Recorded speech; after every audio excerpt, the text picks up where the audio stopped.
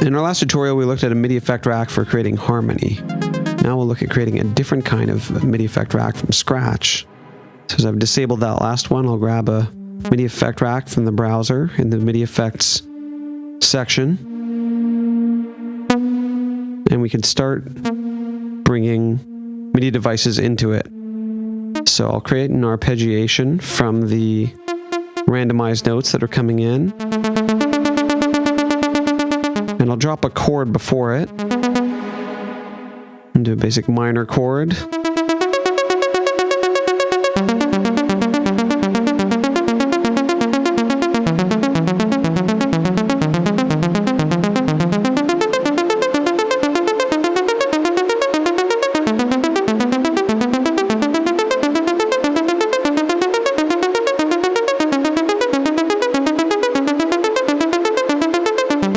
The point of this rack is to be able to do something interesting live with it. So I'm going to start assigning parameters to the macros by right or control clicking on the parameter I want to assign, and then from the context menu that appears, selecting the macro to assign it to. So I've just done that for the synced rate of our first arpeggiator and turned on the groove there. Give it a swing feel. Might be good to be able to adjust the steps, the number of octaves the arpeggio can explore via macro, so I'll assign that to macro 2. And the macros are going to automatically map to any enabled control surfaces, and of course they can be assigned via MIDI as well. Now I'll add a pitch for our second chain on the rack here. And our C minor harmonic scale is going to come in handy again.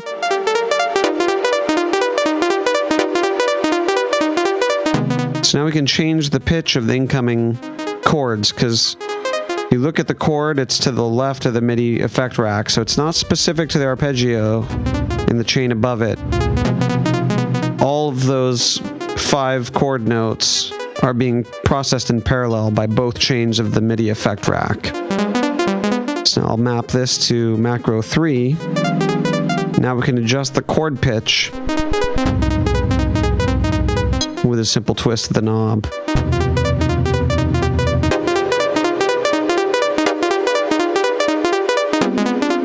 Now I've moved the chord into specifically the arpeggiator.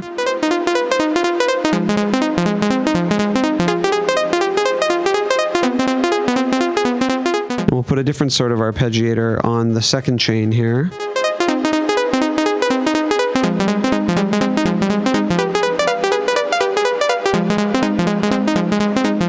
And on this one, I'll put a chord after the arpeggiator. So the arpeggiator in this case is going to be dictating a rhythm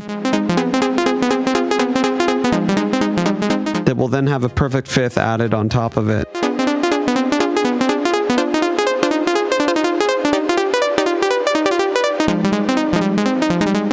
So I'm doing these with a triplet timing with swing 16 groove. And now I can adjust the pitch via the macro there, which gives us dynamic harmony against the arpeggios above them.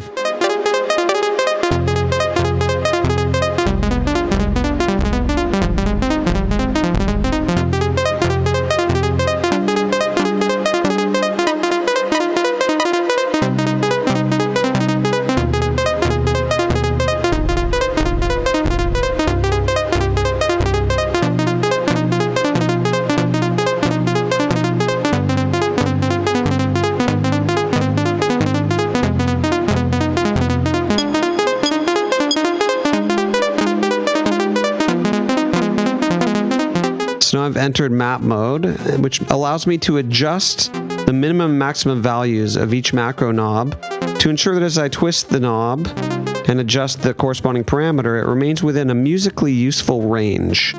So for example, I don't want to go more than 2 octaves below or 1 octave above on the pitch, or any faster than a 24th note or slower than a 6th on the synced rate, or any higher than 4 transposition steps with the first arpeggiator octave. So now that helps everything stay in ranges that will make a little more sense musically. I've just set both arpeggiators back to a straight groove. Hopefully they sync up a little better now.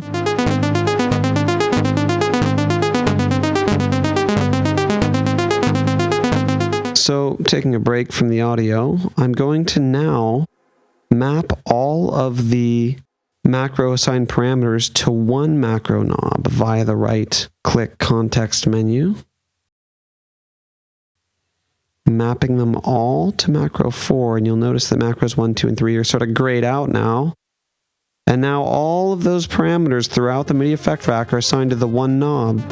So as I twist that knob, it's changing the transposition steps and the arpeggiator rate for the first chain and the pitch of the arpeggiated chords on the second chain. Now that I've done that, I'm going to invert the range. If I right-click on a macro assignment in the map view, I can invert the range, meaning that rather than going from low to high, the twist of the knob will go from high to low for the parameters that I've inverted.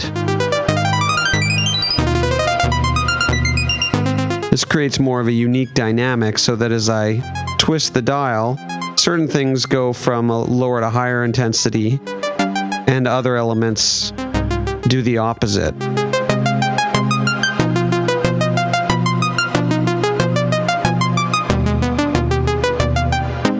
So as the arpeggiator gets slower, the chords get higher, and vice versa. As the arpeggio goes higher and faster, the chords go lower. So we get this sort of divergent, convergent dynamic happening. Just renaming the chains via Command R. And again, this is all coming from our single MIDI note. Now, if I turn off the random at the beginning of the track, before the MIDI effect track, you'll hear the chord and the arpeggio repeat every time. So that random at the beginning is really what's injecting the melody with so much more dynamic.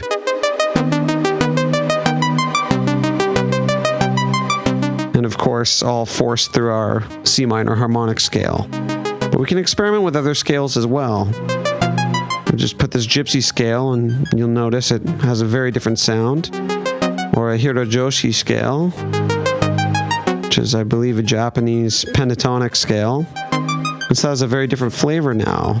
So once you've got the essential dynamics figured out with your MIDI effects and your MIDI effect rack, you can experiment with trying the different sort of scale flavors on them and see which suits the mood you're going for best.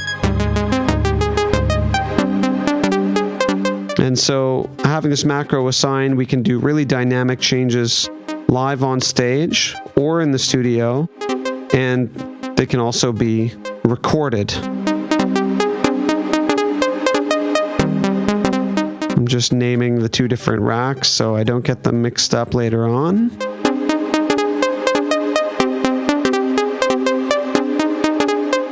And deactivating it. There's our single whole note being randomized, and that's what's generating all of this incredible dynamic harmonic business.